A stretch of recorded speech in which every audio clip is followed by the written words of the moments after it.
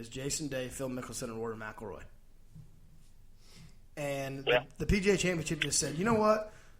We're going to put 3 stars together so we can watch them go at each other. And I like that. I don't – in golf's one of those things. It's the old boy club, and I get it. Like, the Masters is a whole thing. But, like, dude, you got to make money off TV. And when the PGA says, hey, you know what? We're the last of the 4 majors.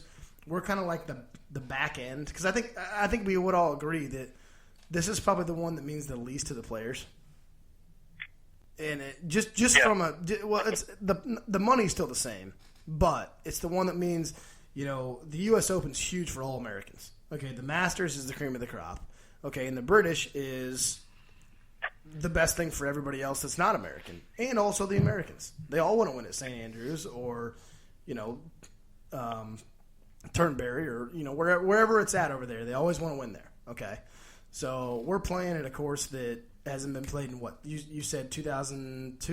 Is that what you said? It's been 16 years? 17 years.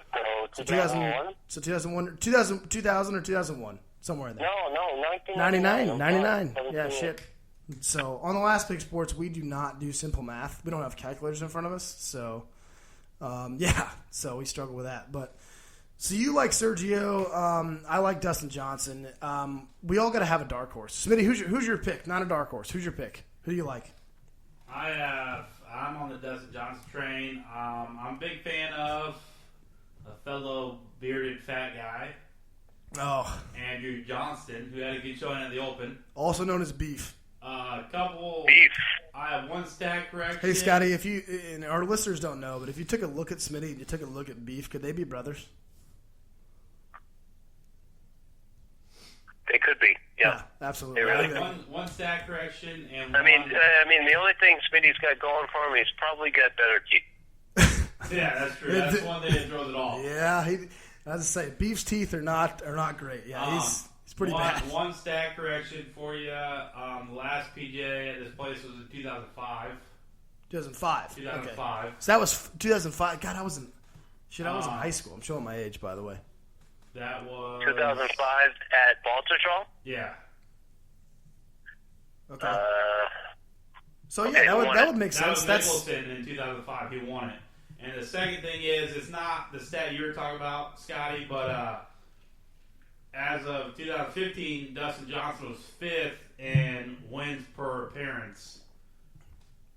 He won every 18 starts. The list is Tiger, who wins 1 in every 4 starts. Rory. Let me correct you. One. And 1 in every 4 starts. He's no longer around. Secondly, not to interrupt, Smitty, because I appreciate your research, but we were talking about consecutive years of winning on the PGA Tour, not the frequency of. I don't think he's trying to prove you wrong. He's just giving you a different stat. I'm not trying to prove you wrong. I couldn't find that, so I'm just going to different stat, but I'm tying it into yours. Gotcha. So let's just put a reference. Tiger's at 1 and 4. Rory's actually 2nd, which is his last March a year ago. He's 1 and 9. But 1 and 18 still pretty damn good. Phil's 1 and 12. VJ's 1 and 16, and Dustin's 1 and 18. And I did the quick math. I think after his recent win, Dustin probably jumps ahead of VJ. He's down in the 16 range. That's probably true. So all time, he's 4th all time in wins per starts, which would match up with your stat of the most frequent wins in a row every year. Okay, so here we go. That's impressive. Yeah. I mean, he's there every year, and people look at him as he's number 2 in the world now. But until he won that major, he was always maybe the best player that had never won a major, and was just one of those guys that would win a tournament every year because he would, he had other extracurricular activities going on. Here's actually stats, guys. 9 years in a row. He's won an event. Thank you. 9 years. Okay, there you go. All right, so we all have our picks. Spitty Dyer and Dustin Johnson. Obviously, that's the sexy pick. We're going to go American regardless. America! You're on Sergio. I'm not hating on Sergio right now at this moment, but when it comes to Sunday, I'm not going to be rooting for him. I can promise you that. I would say, okay, so I don't even have a dark horse. My dark horse of this tournament is another Australian, Adam Scott. He hasn't shown up much, but for some reason I just feel like he's a guy that comes out of nowhere just to go compete in a major.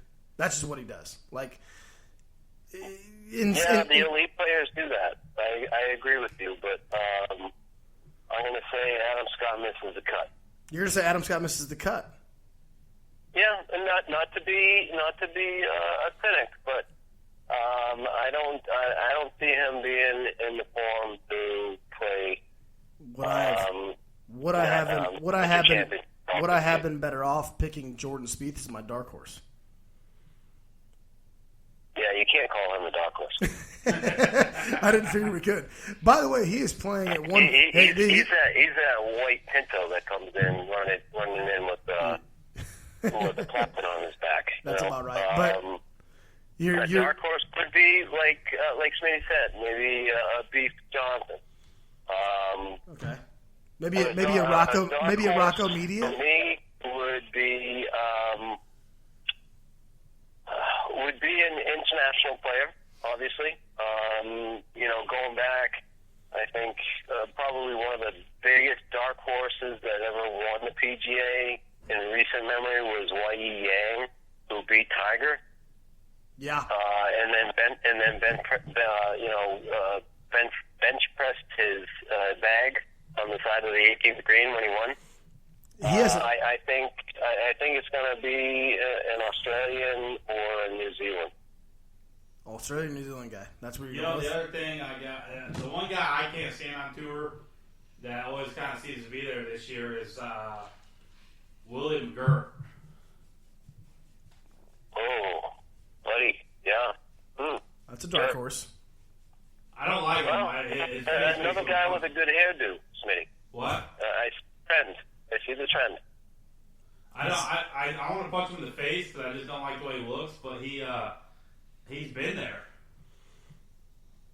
Yeah, they've all been there, and that's why my pick sentimentally is Sergio, because it would be almost complete divine intervention from the last time the PGA was played there, and he did that with Tiger, came down the stretch, was introduced to the world, and 17 years later, to win his first major there would be pretty special. My gut feeling is that Dustin will be there at the end of the day, but at the end of the day, I'm going to pick the field. Okay, yeah. My other, I got one more dark horse, and this is a Jacksonville guy. Well, kind of, by way of Sweden. I'm waiting for this guy because I think he's got the talent to break through, and he's just kind of he's a stocky dude. He seems competitive, but he's super young still, and that is David Lingmerth. I want him to. For some reason, I like him. I don't know why. I've never even met him. Like I said, I'm in Jack's Beach all the time. I've never actually met him, but I like the way he plays, and I like his confidence. Is that a guy that you think could actually break through and do something special, or no?